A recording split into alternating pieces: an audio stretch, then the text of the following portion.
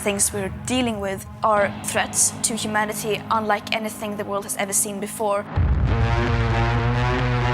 We can bequeath our children a greener planet and a more prosperous future. That's what climate change is about. It is literally, not figuratively, a clear and present danger.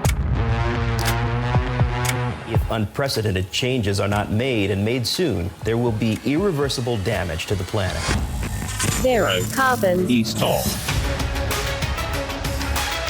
Hello and welcome to Zero Carbonista Series 5, Just Stop the Tories. This is the UK's #1 podcast that you have to download. If it's green, it's in. And here's the thing, Dale. What's interesting, a little bit of behind-the-scenes stuff. We normally have a bit of an agenda of stuff we might talk about. And then by the time we get to record it, it's all changed. And Yes. Your stream of consciousness is pinging like billio over there. And then, you know, other things creep in and we get great questions from listeners as well. But we would be failing to not start with what can only be described as a fake net zero project. Yeah, that's certainly what we're calling it. It's a kind of gas-fired power station that went into planning with the big claim that it was a net zero carbon emission project with a 5.9 million ton carbon emission cost. I mean, there's nothing zero about that. Wow, that's quite a lot of tonnage. But those calculations were actually wrong, and the real figure was 4 times as high. An environment campaigner wrote to Claire Coutinho, the energy secretary, and pointed out she accepted that the correct figure was 20 million tons of emissions for this not net zero project and gave it the go-ahead anyway. We are challenging that. We're going to judicial review to try and stop that project. And we think we can hold it up long enough that there's an election before that planning permission gets confirmed. Because once it's been confirmed, it's going to be much harder for Labour to come in and undo it. But 20 million tons. And by the way, that 20 million tons is only based anyway on the belief, you've got to call it a belief, that they can take 95% of the carbon away by this mythical process called carbon capture and storage. I mean, that's a big imagination those guys have got there, and still they end up with 20 million tons. I mean, this would be, well, it wouldn't be okay, but it would kind of be okay by their reckoning if they didn't allude to the net zero bit. Well, yeah, I mean, at least you could go, well, at least, you know, you're being honest about your desire to decimate the planet. I mean, that's fine. Right. So we don't agree with you, but we doff our cap to your brutal honesty. I mean, this is fake on fake, right? It's fake to call it net zero. They should call it the 20 million ton project.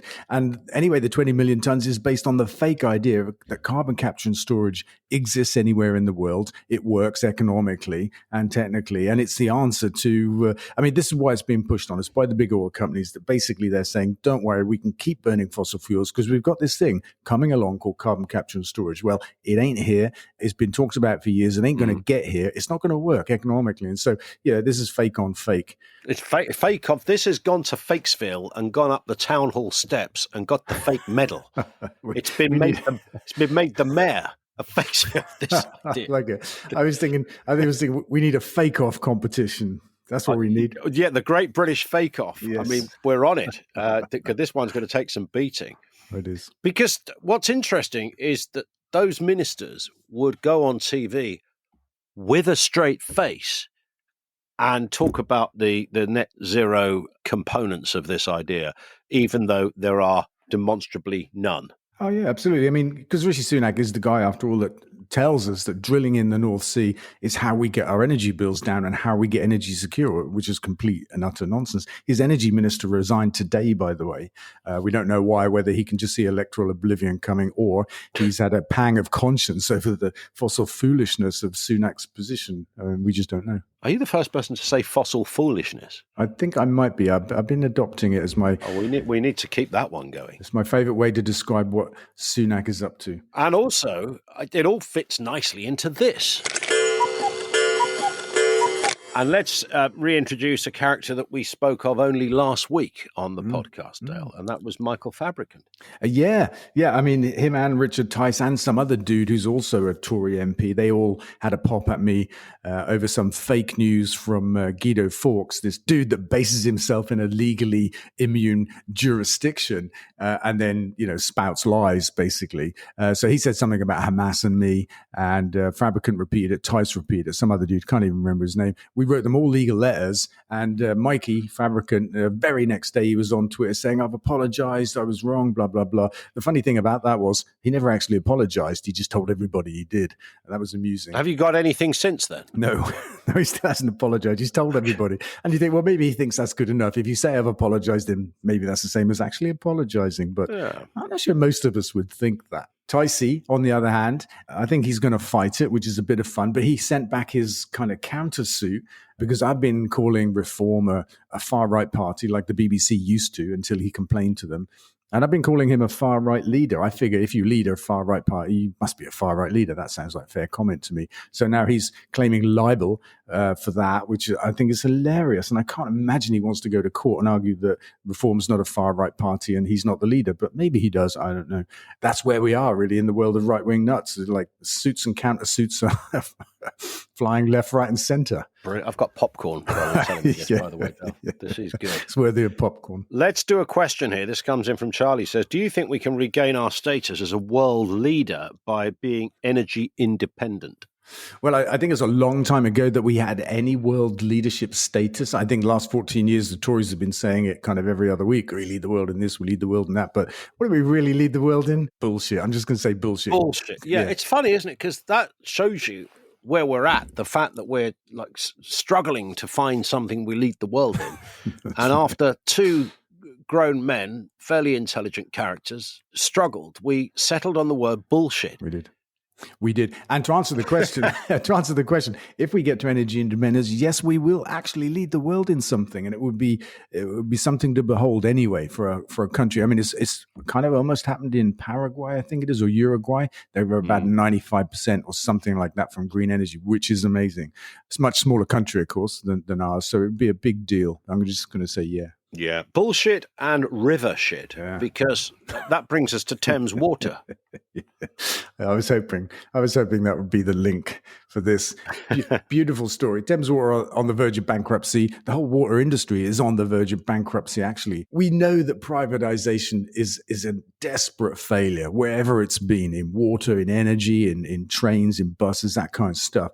But maybe there's no better, bigger example than in water companies. The news today is that this almost bankrupt industry paid out $2.5 billion in dividends in the last 2 years, increased their debt by $8.2 billion at the same time, and have paid out $78 billion in dividends since privatization. I mean, that's about $2.5 billion every year since privatization, while not investing in the infrastructure needed. So, our rivers and seas are full of shit because of that. And the private owners simply won't put any money in. All they want to do is take money out. And the whole model is, well, quite frankly, f***ed. It doesn't work. It's not fit for purpose. And we can't see a better example of privatization not being fit for purpose, I think, right now than in the water industry. It's owned by foreign offshore pension funds and what are they called? Sovereign. Yeah. I mean, so we'll leave your nan out of this. So it's owned by foreign investors, pension funds, sovereign wealth funds, often from oil states and stuff like that, private equity, all those kinds of people, and all they got into it for was to suck money out of our economy and out of our water system. And the result is, well, shit everywhere, quite frankly. And the whole thing may go bankrupt. And if it does, I think that would be the easiest, cheapest way for an incoming Labour government to pick it up and actually nationalise it. And it's interesting. It's one of those rare areas that does sort of unite quite a lot of Tories and quite a lot of. You speak to the average Tory and say, "What do you think about water privatisation?" And most of them will go, "It's a shit idea. Yes, it's a stupid idea." I think you're right. Actually, I think I saw a poll that suggested most Tory voters think it should be taken back into public ownership. Everybody says this, but it is literally like trying to privatise air. Yeah, I mean, yeah, it's just yeah. it's nonsensical. Just wrong. And my view is that what we've privatized since Thatcher, I mean, she's the ultimate right wing nut, really. What we've privatized, all the essential infrastructure for our country, for any country, right? With water, energy, transport, essential public interest infrastructure. And we've given it to private interests who only want to make money, don't want to invest, and not interested in the long term. And, 20, 30 years later, look what's happened. All of these industries are on their knees and our country along with them. Let's have a look at what you call the bread and butter, I suppose, of the kind of environment current green debate, and that's about temperatures, March temperatures, which clearly provided some food for thought, I think. Yeah, so it's just been revealed that March was the hottest March that we've ever had, and it was the 10th straight month in a row to set a temperature record, which is pretty incredible. And at the same time, I was reading today that the permafrost in the Arctic region is now a net contributor of CO2. It used to absorb CO2, but the global temperature is thawing the permafrost, releasing CO2, which is driving the global temperature up. And we've got this kind of positive feedback loop that nobody needs at all, but we can see it happening now. Off the back of that, also, we learned that last year was a record for insurance claims due to, let's use inverted commas here and call it weather, over £500 billion worth of damage caused by the weather, which is up 36% on the year before. This is our future until somebody gets a grip of this and we get our carbon emissions down to zero. Is anybody in number 10 listening? I don't think so. Here's a question from Alex, who says, when will I be able to fly to Europe with EcoJet? Well, explain EcoJet firstly, Dale, for those who don't know. Yeah, EcoJet is a new thing that we started last summer. It's a zero carbon airline. We're going to fly with hydrogen technology, hydrogen being used through a fuel cell to make electricity to drive electric motors, just to explain that. Our first two planes will be in the air this summer with a range of about 300 miles. And within 12 months, we'll have a 500-mile range. But our first two planes, I should say, will run on kerosene. The hydrogen technology is going through accreditation, let's call it, with the Civil Aviation Authority to be approved, for passenger use and stuff. And I think it'll be with us about 12 months from now. So 12 months from now, to get to the answer, you'll be able to fly across Britain, zero emissions. And I reckon another 12 months and we'll be flying people to Europe. Amazing. What the hell does an aeroplane cost? I don't know. We lease them, so that's all right. We ain't got to buy them. There's no big cable attached that follows the plane around. That's right. It's not plugged in anywhere. Nothing like that. And the beauty, for me, the real beauty of this kind of model that we're pursuing is we're not building new airplanes. We're taking existing planes and we're retrofitting electric engines and a fuel cell and a hydrogen tank, which is, it's repurposing. Reusing. Yeah. Let's move to this story. It's an M&S story that I suppose has, as in Marks and Spencer's, which I guess is quite amusing. I'm amused by it. They're trying to tackle methane from burping and farting cows. I mean, that's funny to start with, right? Cows are like one of the biggest contributors of carbon on the planet, about 14% or something like that globally. Basically methane leaks out of both ends of a cow. And it's one of the biggest reasons why we have to eat less animals and eat more plants. And there are a lot of people actually around going, well, what can we do about this? How can we avoid the reality that we have to eat less animals? Even Zuckerberg's getting involved. He's got some farm where he makes Wagyu beef, that kind of massaged Japanese cow-based stuff, and he's feeding it on, I don't know, beer and stuff. And he's like, oh, we can make this more climate friendly. You can't, right? And M&S can't either. They're spending £1 million on this plan to feed cows something different that makes them burp and fart less, right? I mean, I don't know what it is. It doesn't say in this story, but they expect to save about 11,000 tons of greenhouse gas. So that's £100 per ton of greenhouse gas. And this stuff at the moment is being sold on the market for £5 a ton. It's a hopeless, futile way to try and solve the problem. And the obvious thing to do is just have less cows. Well, I was going to say, if this was a sitcom, a bloke with a microphone would turn up at the, M&S head honcho's house and just go, I don't want to be controversial here, but have you ever thought about not actually eating the cow? That's right. Oh, yeah, that's a good idea. Never thought of that. You're coming up with, like Roadrunner style, coming up with ever more imaginative ways. We'll just give it a better diet. We'll just put it in a different kind of field. We'll just feed it on something different. What about you don't eat the cow? Just don't have it, yeah. Oh, that's a good idea. Never thought of that. And in this case, it's about milk-producing cows. I mean, they do eventually go to be eaten after like 7 years of hell in a dairy farm. But, we don't need to drink cow's milk. It's not made for us. It's made for baby cows. It's not good for us. I mean, oat milk, everybody loves oat milk. Anybody that, uses it to give up cow's milk, I mean, they just love it. it uses far less resources in terms of water and everything else, produces far less carbon and no methane. Indeed. Here's a question from Bert. Are Labour going to neglect nature and wildlife? They are the urban party. Well, I don't think they will. I don't think there's a clue out there that I'm missing that Labour are, blind to the countryside and to nature and that kind of stuff. I honestly don't know. Short answer, I don't think so. And there is a bit of a food theme on this today, Del, because new Brexit checks are going to cause absolute, well, as my old nan would have said, chaos over there at the border checks, because importers are pulling their hair out about what might be happening. Yeah, and actually they're pulling out of the market as well. This is what we're being told by the industry, that people in Europe are refusing to send their stuff to Britain because they're now having to pay £145 in extra fees for every consignment. So it's importers and both just exporters just throwing their hands up and saying, WTF actually. And this industry says that this is going to cause food shortages. The problem is that big. I mean, it's just another example of what Brexit didn't give us, isn't it? All of the things they said it was going to give us didn't happen, and now we've got this guy. We've got famine in Britain coming. No, I'm exaggerating, but honestly, what can you say? It's so exasperating. We were supposed to save red tape, weren't we? And we were supposed to get cheaper things and less red tape. And what we've got is the opposite. More expensive things, so expensive that people won't even send them here. Less choice, more red tape. I mean, what the Yeah. How did it work out, that thing? I mean, it was... I don't know how we'll look at this in 20 years' time. I mean, I know how we're looking at it now.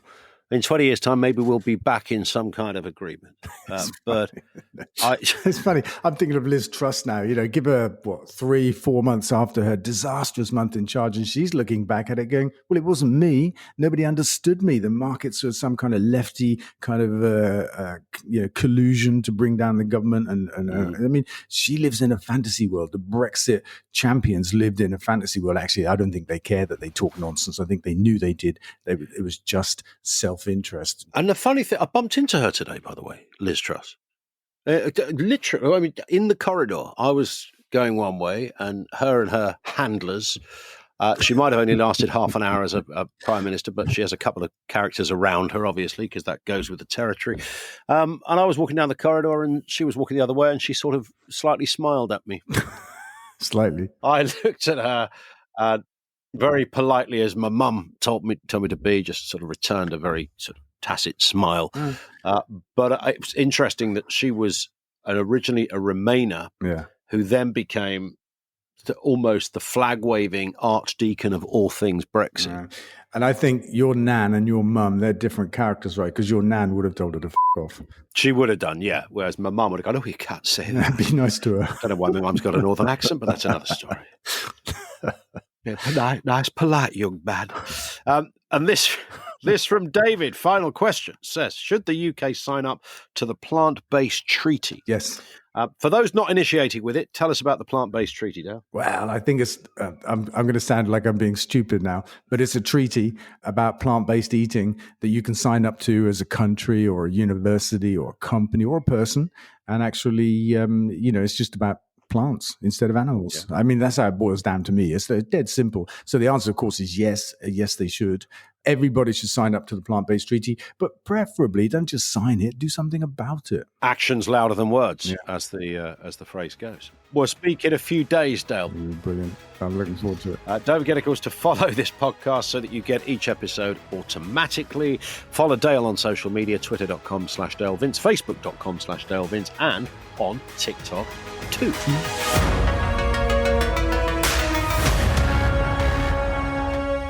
Zero carbon. East of.